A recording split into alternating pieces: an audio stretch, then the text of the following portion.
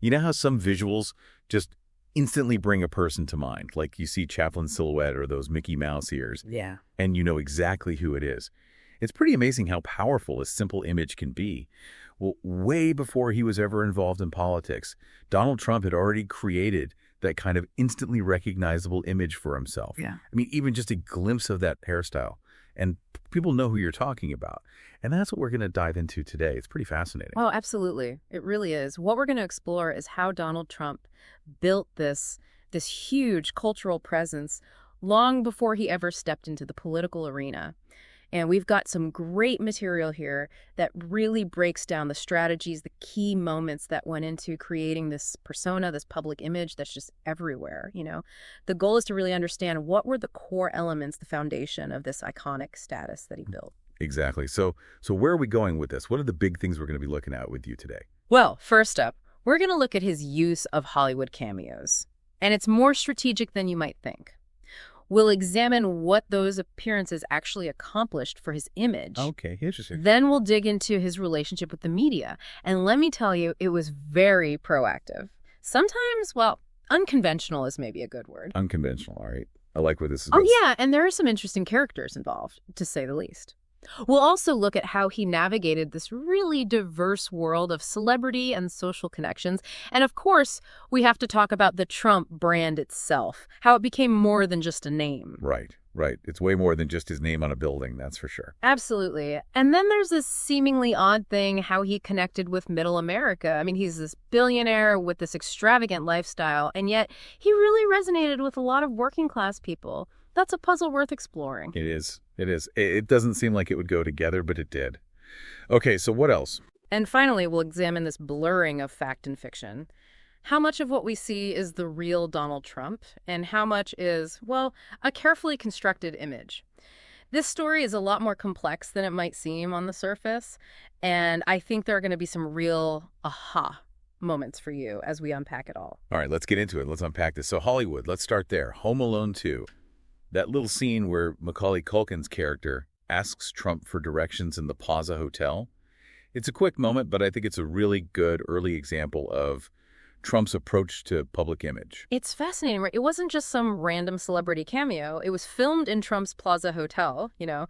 Wow. So it's almost like subtle product placement for the Trump image. It just keeps reinforcing this association with luxury, with New York. It's planting that seed in your mind. It is. It's very subtle, but it's definitely there. It's definitely there. And this wasn't a one-time thing. From the mid-'80s to 2015, Trump popped up in over a dozen movies and TV shows playing himself. It wasn't about acting, you know, taking on a different role. It was about amplifying who he already was. Right, like building on that image. Exactly. There's this great quote from him in Entertainment Weekly back in '94. He said, "Usually I appear as myself, which is much easier and more interesting than being someone else."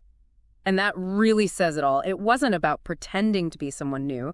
It was actively building on the persona he was already putting out there. Which is in itself sort of a fascinating thing, isn't it? Yes. You know, the more he portrayed himself on screen, the more that self became this carefully constructed performance. Exactly. It really blurred the lines. Authentic versus presented. I mean, for that time, it was pretty new. Yeah, very interesting. And the story behind that Home Alone 2 cameo, it's telling, really telling.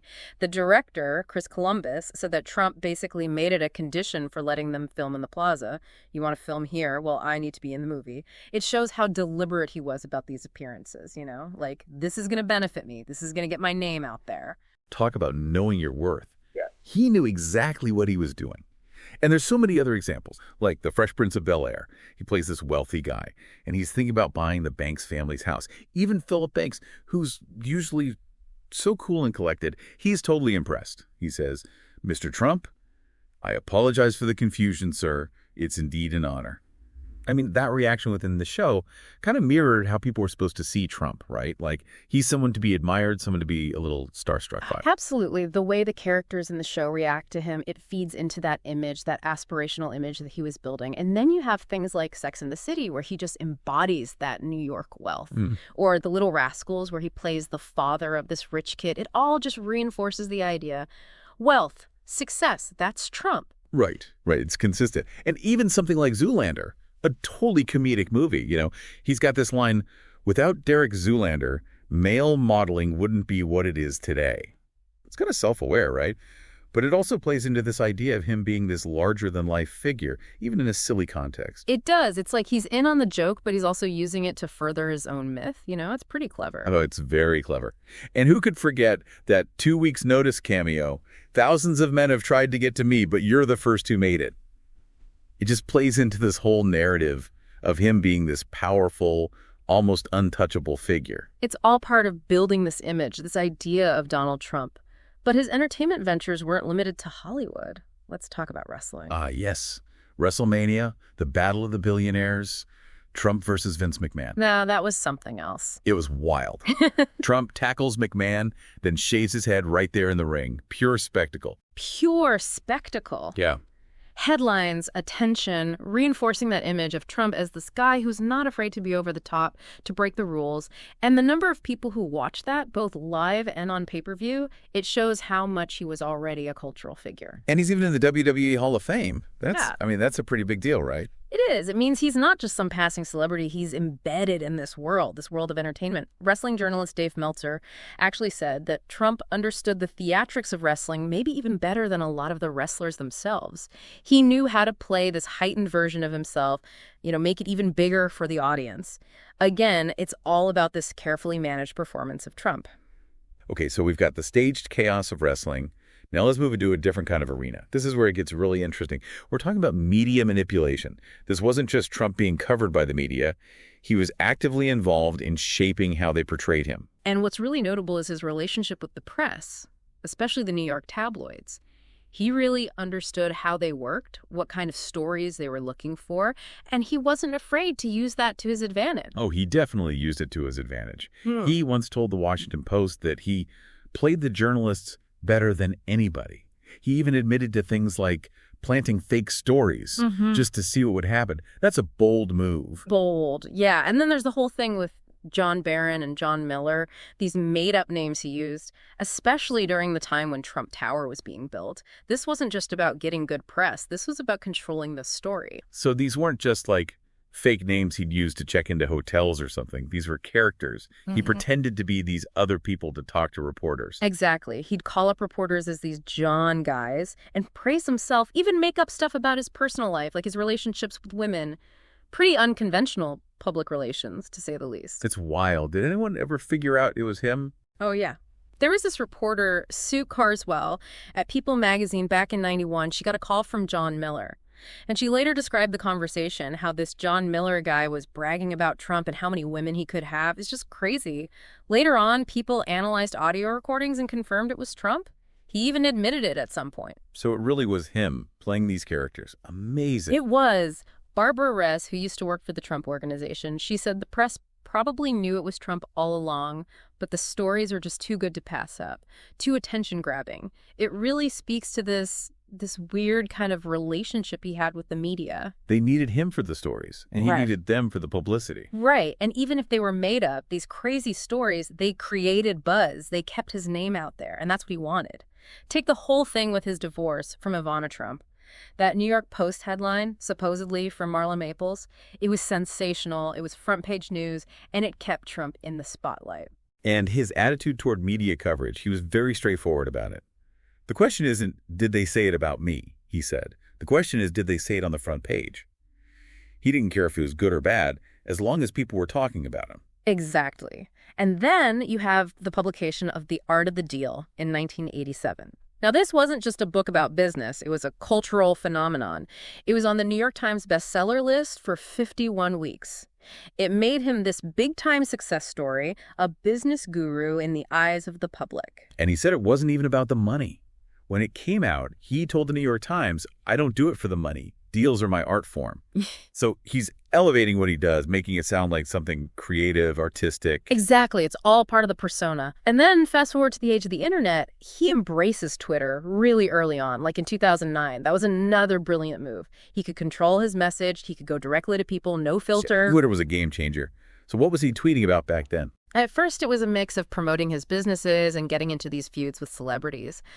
But by around 2013, his Twitter use really ramped up. He was talking directly to millions of people, completely bypassing the traditional media. And he loved it. He did. He said, I like Twitter because I can get my message out. It's better than dealing with the media all the time. He was in control. Okay, let's shift gears a little. Let's talk about his social life. It's amazing how he could move through all these different social circles, and yet he always maintained that Trump persona. It shows how adaptable he was socially. He was a fixture in New York high society in the 80s and 90s. Galas, art openings, fashion events. You'd see him with people like Andy Warhol, Gianni Versace, Calvin Klein. Those connections gave him a certain kind of cultural clout. And he knew how to make an entrance. Nikki Haskell, she remembers how he'd always show up late to parties, make sure everyone was looking at him. It was all very calculated. Right. Oh, very calculated. But his social network went way beyond just the New York elite. He was friends with people like Sylvester Stallone, Michael Jackson. He had a long-standing friendship with Muhammad Ali. It's a really diverse group of people. I mean, you've got golfers like Jack Nicklaus and Arnold Palmer, and then people from the hip-hop world like Russell Simmons and Sean Combs. That's a pretty eclectic mix. And remember when he was friends with Rosie O'Donnell? Before they had that big falling out, of course. He even went to her Broadway show, invited her to his wedding. The cultural critic Neil Gabler, he had this great observation. He said that celebrity is like its own country with its own rules. And because Trump was famous, he could move between these different worlds that normally wouldn't mix. I like that analogy. Celebrity as a country. Makes sense. Doesn't it? And his political connections, they crossed party lines, too, for a long time. He donated to Democrats and Republicans, hosted fundraisers for the Clintons, played golf with presidents from both parties. There are photos of him with Bill and Hillary Clinton, Barack Obama, George W. Bush, all from back in the 90s and early 2000s. It was a different time. And then his wedding to Melania Knauss in 2005 at Mar-a-Lago, that guest list was insane. Bill and Hillary Clinton were there, Heidi Klum, P. Diddy, Shaquille O'Neal, Simon Cowell, Barbara Walters, Matt Lauer. It was this crazy mix of politicians, celebrities, media personalities. A total reflection of his social world. He reportedly said about the guest list, I wanted the people I love and the people who love me to be there. That's pretty sweet, actually. So these connections, they weren't just for show. He used them. Oh, yeah, he definitely leveraged them, whether it was getting support for that Commodore Hotel renovation early on or using his connection with Andy Warhol to get publicity for Trump Tower. He knew how to make those relationships work for him. So smart. All right, we've covered a lot. Hollywood, the media, his social circles. Now let's talk about the core of it all. The Trump brand became something way bigger than just a name. By the early 2000s, it had become this whole concept. Trump meant success, luxury, ambition. This quote from a 2004 Playboy interview sums it up perfectly. He said, I am the brand. Everything with my name is going to be the best, the most spectacular. And he put his name on everything. Trump steaks, Trump vodka, Trump magazine, Trump University, even Trump mattresses and Trump cologne. Now, a lot of those things, they didn't really take off, but they kept his name out there. Exactly. They might not have been successful businesses, but they reinforced the brand. It was all about recognition, association, and then, of course, there were his buildings, those residential towers. He wasn't just selling apartments, he was selling a lifestyle. Live like a Trump. George Ross, who used to be an executive at the Trump Organization, he said it really well. What we're selling is perception. The Trump name adds 25% to the value of a property, minimum. People believe that if it says Trump, it must be the best. It was all about that image of quality, of exclusivity. And the Trump brand went global. You saw his name on buildings all over the world. It became this symbol of American ambition, American success. The cultural critic Mark Fisher, he called Trump a postmodern celebrity. He said, Trump understood that in late capitalism, the appearance of success generates actual success. The simulation creates the reality it supposedly reflects. It's kind of mind-blowing when you think about it. It is. This carefully constructed image, this brand, it all led to what's maybe the most interesting part of his public persona, how he connected with middle America. This is what gets me. You get this billionaire living in luxury, and yet he managed to connect with working-class people. How did he do that? Roger Stone, he said that a lot of blue-collar workers saw in Trump what they wanted to be. He was like this exaggerated version of the American dream, but it was still believable to them, like maybe they could achieve that too. And he made some very deliberate choices to cultivate that connection. He liked fast food, he used simple language, he watched regular TV. It made him seem more relatable, more down-to-earth than other super rich people. Remember his famous line, I have the best words? People made fun of it, but it resonated with some people. They liked that he was direct, that he didn't use fancy language. It seemed authentic, even if it was calculated. Even when he was being extravagant, there were these little touches that made him seem more normal. Like, they say his private jet has gold-plated stuff, but it also has a McDonald's kitchen. His penthouse is all fancy and Versailles-inspired, but he also has family photos everywhere. It's like he was both aspirational and familiar at the same time. Exactly. He represented the American dream, but he was still recognizably American in his tastes. It's a powerful combination. The marketing professor, Jonah Berger, he made a good point. He said that most rich people try to hide their wealth, but Trump did the opposite. He showed it off, but in a way that made people think, hey, I could have that too. It was about aspiration, not alienation. And finally, we have to talk about this blurry line between truth and fiction in Trump's public image. The Apprentice really brought that to the forefront. The Apprentice was huge. It showed Trump as this amazing businessman, always making the right decisions, surrounded by beautiful things. It was reality TV, but how much of it was actually real? Mark Burnett, the guy who created the show, he admitted that they were manufacturing a certain image. They were building this narrative of Trump as this perfect business genius. And for a lot of people, that image probably became more real than any stories about his actual business successes or failures. So they created this alternate reality on TV. And Trump himself talked about this idea of truthful hyperbole in the art of the deal. He said that exaggerating the truth can be a good way to promote something. Here's a quote. People want to believe that something is the biggest and the greatest and the most spectacular. I call it truthful hyperbole. It's an innocent form of exaggeration, and it's a very effective form of promotion. It tells you a lot about how he approached public image and communication. And remember when the New York Times questioned his net worth back in 2005? He basically said, look, whether I'm worth billions or not, it doesn't matter if I want to build a great building.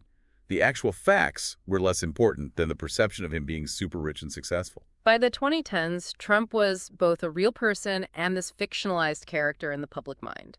And that paved the way for him to enter politics. So looking back at his whole career before politics, it was like this massive, super successful experiment in building a personal brand. It was unconventional, it was deliberate, and it worked. Being Trump became this shorthand for a certain way of life. Bold, assertive, totally self-promotional. Trumpian is even in the dictionary now.